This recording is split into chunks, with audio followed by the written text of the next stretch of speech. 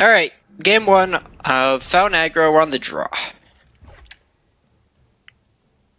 We have a 1-drop into a 2-drop, but it doesn't really go anywhere, and Whispering Wind can't hit power. I think this is a mulligan.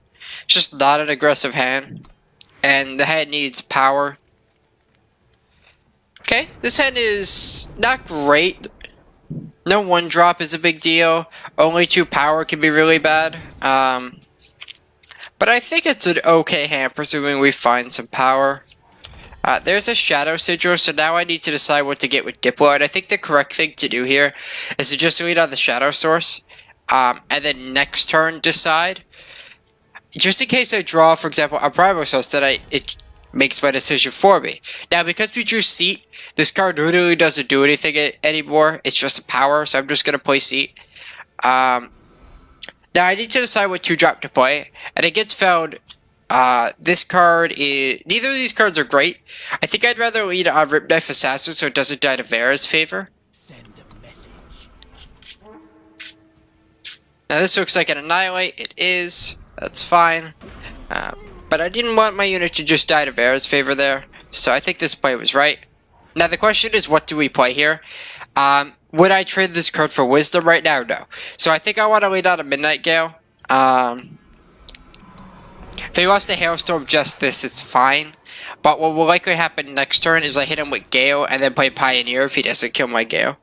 And if he just kills my Gale here, I'm going to play another one. Okay, so I got a Hailstorm out of him. That's fine. We're just going to repeat what we did last turn. It's probably a hand where if we get the chance, we ought to bin this Annihilate. I don't think our draw is great here, and we might need our Merchant to kind of keep us in this game. The good news here is if I get like a free turn here, I can hit it with Gale, and then I can develop a counterspell on the board.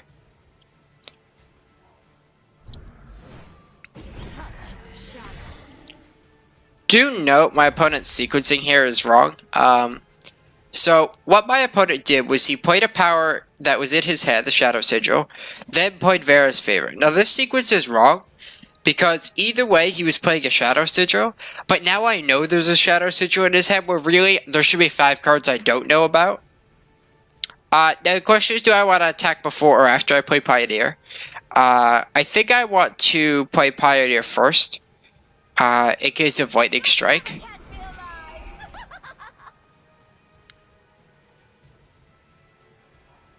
Okay, he's gonna blow Annihilate, that's fine. So I am gonna develop my Whispering Wind here. And if I get Hailstorm number 2 here, we're in a lot of trouble. But our opponents kind of had the luxury of us not really doing a ton early, which kind of sucks for us. Pioneer's okay. Now the question is, am I willing to suicide attack my Whispering Wind? The question is, what am I drawing to? And in this case, I would like Rapid Shot, which none of these cards can get. So I think I'm just supposed to develop 2 threats. If our opponent has Harbinger here, we were already so far behind that I'm willing to make ourselves worse to Harbinger. Okay. So now the question is, am I willing to suicide attack and try to find something? I think so, because we're so behind on board. I'm going to get rid of the Seat and hopefully hit Rapid Shot. Instigator's not good. But I think we were desperate enough because we're very behind on the board. So my opponent, I believe, played around Rapid Shot here because he blocked with the Champ instead of getting the life off Harbinger, which is interesting. We still know about a Shadow Sigil in his hand because he played Primal Sigil into Seat. I don't know why he played Primal Sigil over the Shadow when he had his Champ was already turned on. So, something to note here. My opponent just got rid of his Shadow Sigil and got an Echo. So my opponent has a Thunderstrike Dragon in his head, is what I can presume from that. This is terrible. I think I still play it. But realistically, I don't think we're winning this game. I think we didn't do anything explosive this game. And our opponent got to play tempo-heavy answers. So I'm going to move on from this game. We are very dead.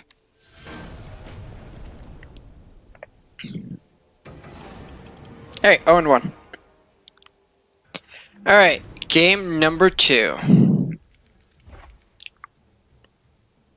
Set as a 1-drop into a 2-drop, but because I can't cast these Midnight Gales, this hand could very easily become clunky, so I'm going to mulligan this hand. This hand is okay, depending on how good Rapid Shot is in the matchup I'm playing. If Rapid Shot's kind of meh, like I'm against, I don't know, Removal Pile, I'm probably in a tough spot with this type of hand. But if I'm against some sort of like mid-range deck, this hand's pretty solid. If my opponent plays turn 1 Initiate, I would be willing to Rapid Shot this at this point, unless I draw a 2-drop. Okay, so how I'm going to order this is I'm going to attack, and then I'm going to play Power, and the reason for it is I don't want to tell him I have a pause, so the pauses I could have are Rapid Shot and Annihilate. I'd rather deny that information from him, just in case it affected his play. Now here, obviously, he knows I have a pause, so it doesn't matter anymore. But it could have affected how he played his turn, so hiding that information is valuable. Now drawing double Daring Pioneer is kinda shit. Merchant's interesting. The question is, what is he gonna get? A common card here is Warrior Behemoth, which is fine. I'm just gonna attack and Rapid Shot if I'm allowed. Perfect. Now again, I'm doing it, I didn't play the power first, because I don't want to reveal the second pause here. I don't want him to know that I could at least have it. Journey Guide tells me I might actually be against Crown of Possibilities. Now that he's drawn Infinite Hourglass, this Permafrost is something we want to get rid of. The question is, do I commit the second Daring Pioneer? And I don't think so. I think there's enough hits in whatever deck this is that I don't want to just 2-for-1 myself here. The fact that he has Infinite Hourglass, if he develops, say, a big threat here, could be a problem. We know this was his draw step, which I don't know how much that's going to change here. So the interesting part here is I could commit Pioneer to activate this. Realistically, I need to make that decision now. What spells am I scared of, and how bad is they equivocate for me? If I get equivocated, I probably am losing the game of the spot. So I think this is right, just attacking in. He's willing to trade. I'm actually surprised he's willing to trade. I'm just gonna save this Rapid Shot in case he has a big effect here that I can Rapid Shot through. Or a big unit, sorry. No play from our opponent. I think he's just kind of stuck here. Now we could grow this, toss Perma, and what I'm doing here is grabbing Substitute, so I can actually have a removal spell in my hand. Because Permafrost was a dead card. Still not Rapid Shotting face, I just don't have to. And I don't need to Rapid Shot through the O3. Surso, I believe, puts him dead. Yes, so no matter how he blocks, he dies. As Rapid Shot plus at minimum 1 will kill him.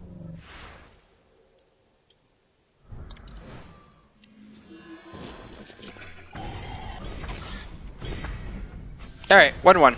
Beat Alicia mid-range. Alright, game number 3. On the play. We haven't had one of these explosive openers. Is this one? No, but this hand is a keep. We start on turn 2. We can get rid of our 4th power if we'd like. It's a fine hand. This is normally the best 2-drop in the deck. It's probably worth mentioning that. Normally, unless it's a matchup where I need to choose differently. Doesn't matter, I'm just using the Diplo, because why not? Unless I really need like Instigator to be on the board for some reason, this is normally the 2-drop you want to lead on. Alright, so this doesn't really tell me much, except that he could be playing Removal Pile. If he is, I know what I'm getting off the Merchant. But right now I should just lead on Gale and keep snowballing the board. So yeah, seeing Seek in a Stone Scar deck leads me to believe it's Removal Pile, and I'm right. So yeah, I think we are going to be getting the Recurring Nightmare here. I could, in theory, get Rindra's Choice to try to answer cards like Slay, but if his draw doesn't include a Torch, or if he doesn't have a second Torch, then it's not going to matter. There's an interesting thing going on here, and that's the fact that he decided to Torch my Midnight Gale. So what he's doing is he's deciding to save life over Warcries. That's a sign to me that he doesn't have a card like Vanquish in his hand. If his hand was like Undepleted Power plus Runehammer here, I probably would have killed the Warcry threat and just taken the extra 2 points. Did he use his Undepleted Power? He did. He may have more, but that's the only one we knew about. I'm gonna play Gale over the Merchant here because I want to play this going into the Harsh Rule turn. I don't want to give him a chance to torch this before he has to cast Harsh Rule, for example. I want to force him to enter other things. So, like, if he wants to use a Vanquish, sure. So now is the turn we fetch up Nightmare. We're going to end up tossing the power to grab Nightmare. And we developed 2 Aegis units here, which is great. Now, the reason for me playing the units before I attack is so I don't reveal this Rapid Shot in my hand. I don't want him to know that I have Annihilate or Rapid Shot. I have no reason to reveal that information, but I can simply hide it. When I know that he's tapped out, there's 0 plays he can make, and this is the play that I am making this turn. Now, how much damage do I have? I have 5, 7, 8, 12, 13 if I draw Undepleted Power, and 16 if I draw another Rapid Shot. If I draw another Rapid Shot, the question is, do I want to burn a Rapid Shot or 2 here? And that would be determined by when I go to combat here and see if there's any pauses, anything like that. If he does nothing here, I will just play Nightmare because I want to get that ticking. There's also the argument to save Rapid Shot because of Razan, which is a problem in this matchup. I believe that's how you say it. So how I'm going to order this. Well, the question is, do I even play the power? The answer is no, I don't think. I have no reason to right now when I could merchant it away if I want. Or Whispering Wind. Although I could use it next turn, I don't need to Rapid Shot here. There was an outcome where I Rapid Shot it during that turn. So how it works with Recurring Nightmare is it would be a 5-1 when it attacks. It would hit my opponent. It would double its attack to 10. And then at the end of turn, it would lose 4 points due to Rapid Shot falling off. So I would have a 6-1 in hand right now. That could have been the right line, but I am slightly scared of Razan or Ikaria still, so I don't need to burn my Rapid Shot. Doubling that's only is very good if he goes Razan and can block it. Okay, same story as last turn. I will play the power now. I did my best to hide the pause, but I'm gonna play the power now because I could draw another 3-drop I want to play next turn. An interesting choice for our opponent is, does he want to not gain 3 life and pop the Aegis, or gain 3 life but not interact with this at all? So he's gonna choose not to gain any life. Daring Pioneer is excellent. So I have a couple options. I can attack and Rapid Shot, or I could go Pioneer attack. I can play both these and attack with Nightmare and offer the trade. I think I actually like the idea of offer the Nightmare as a trade.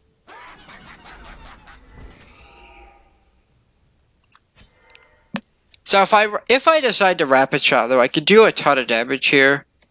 Do I know about anything in his hand? Well, he missed a power drop this turn, so I actually think I'm just going to do this.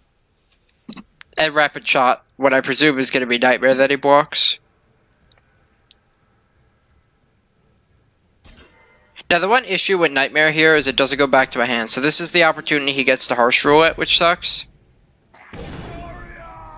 But I think this play was right. Not many removal power decks are even playing Harsh Rule right now. A lot of them are playing a version that Kamado was working on.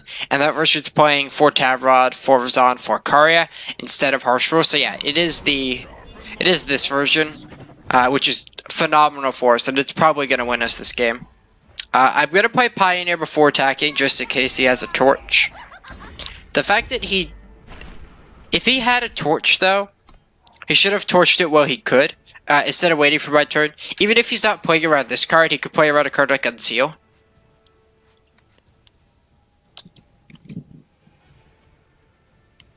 So, I don't know where he put his top card, but either way, this is probably good enough, because I could beat Razan. Alright, 2-1. Alright, game 4. I believe we already played this, but I believe this is the player we played against at Alicia, but that's okay. It's a 2-power hand because it doesn't have a second shadow. I think I'm gonna mulligan this. I don't want to get stuck with unplayable hands, basically. This is not the type of matchup where I really want Impending Doom. Especially 2 in my opener. This hand is pretty bad. And if my opponent has any sort of aggressive draw, like turn 1 Initiate, turn 2 Teacher of Humility, anything like that, it can be really hard for us to win this game. Without drawing some hot heat off the top of our deck. To note, we could go get Substitute or Perma, which we don't have access to, which is good. Alright, he's not doing a lot here. I would have liked you at a different point. I mean, I couldn't cast it. Shut up, Jerry. So let's get a shadow. It doesn't matter. By Ripknife. I don't even know why I'm doing the Diplos. I guess I could bluff a card like Champion. Alright, he's playing a Horn deck, which is interesting. I think I'm going to Merchant one of these Impending Dooms away. For Substitute, because this hand Snowcrust loses to Sandstorm Titan. I don't know if he's playing Titan, some Horn decks don't, but I have to at least allow that possibility to exist. And this hand can beat Titan now. Safe travels, friend. Acolyte's not a very high impact card here. Do we know anything about his hand? Not really at this point. I'm going to play Impending Doom and offer trades. I'm okay with what he does. It's interesting to find out what he blocks. Almost always you just kill the Deli unit here because you're playing the deck with, 5 and 6 mana mid-range threats.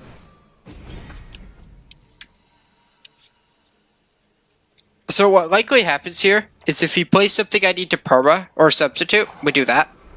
If he doesn't, we just have another Impending Doom. That's really, really good for him. Drawing him deeper 2 cards that are relevant and getting him life. I think I'm supposed to just develop another Impending Doom now, though.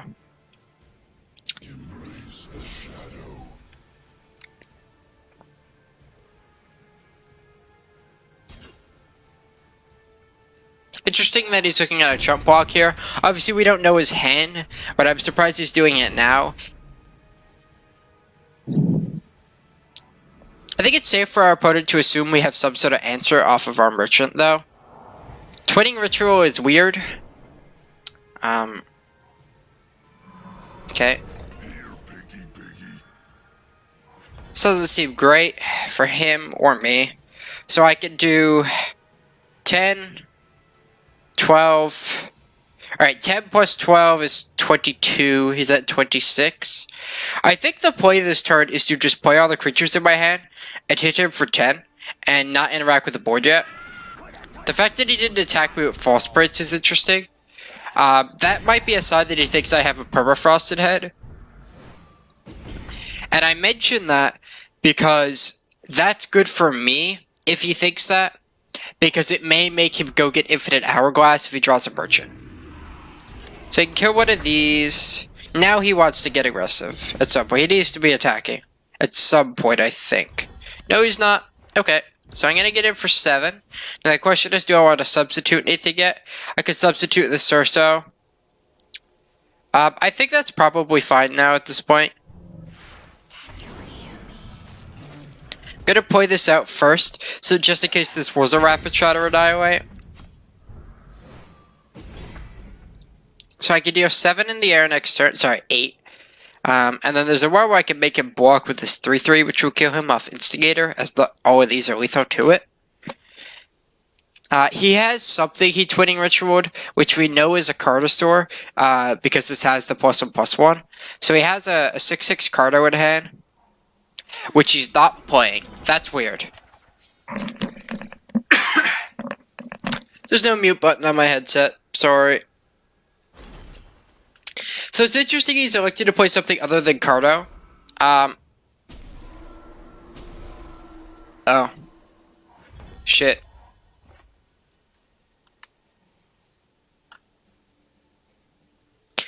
Huh. So right now if I attack with everything, he takes 3. Doesn't do enough. I think I'm gonna attack with Merchant. Suicide attack. Try to draw, or attack with this, try to draw a Merchant so I could draw Crystallize. That's our game plan, is we need another Merchant.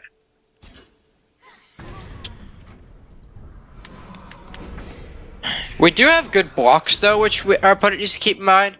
But he could come down with Impending Doom and probably kill by 5/5.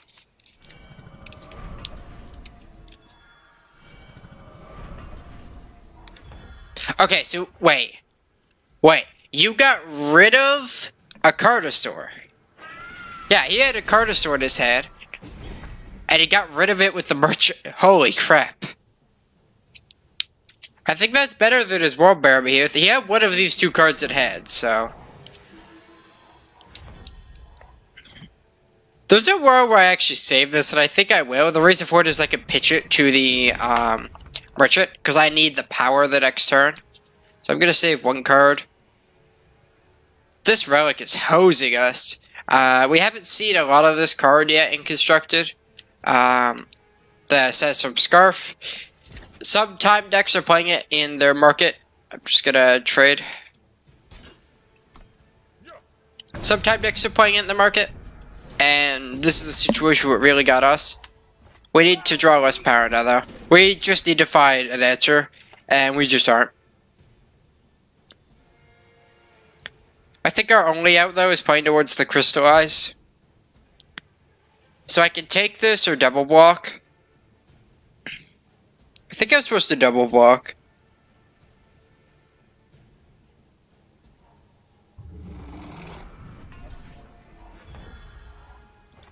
It's a decent draw just because it's a bigger threat in our deck. We don't really want to play many spells right now, although there's not many in our deck. And Permafrost isn't a spell. So he's going to put his... Ouch. Right. I expected him to put Cardo on top. I understand his reasoning. Otherwise, I am just going to perma that, though, because I have to be trap blocking that. I mean, he could just draw a giant Karasaur, and I probably can't beat it at this point. Yeah, we needed a merchant a while ago, I think.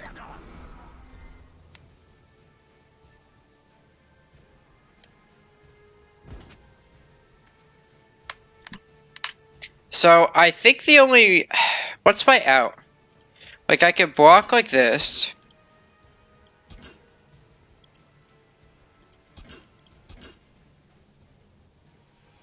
I can't chomp. I think I have to block like this, but nothing wins me the game from here. How, this deals more damage to me than him. Holy crap. Dry cough is real. Yeah, we needed a merchant. That was our out this game. We had 3 merchants left in our deck to go get Crystallized. At any point, if we drew that, we could have won. Alright, 2-2.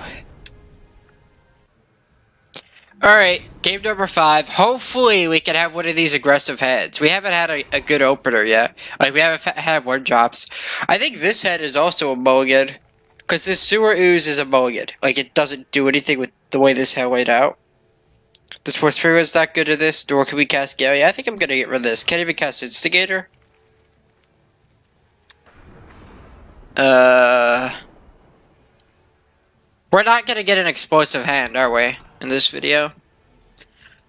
We haven't had any, like, curve-based draws. And if we don't draw a Shadow Source, we just lose.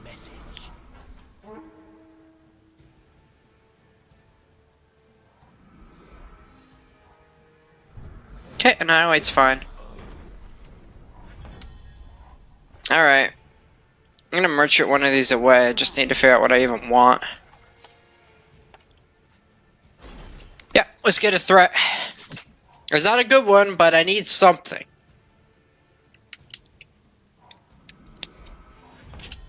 Alright, I think I'm supposed to develop Ripknife over the Nightmare here.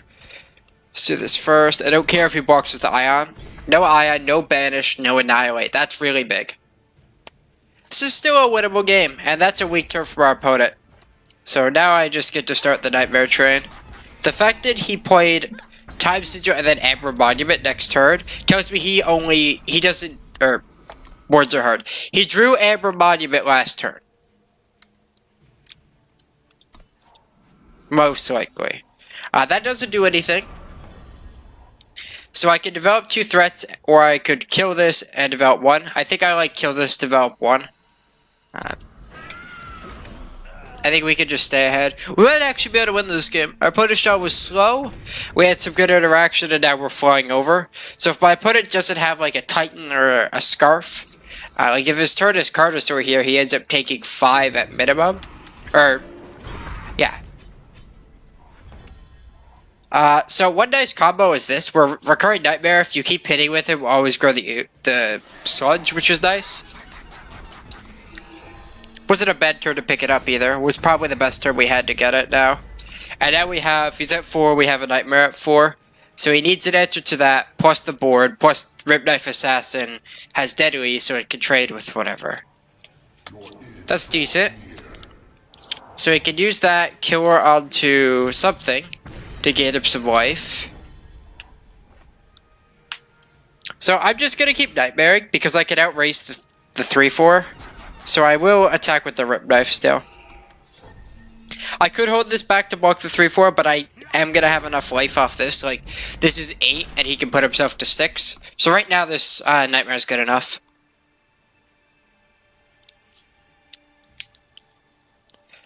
So what's he looking for to get him out of this?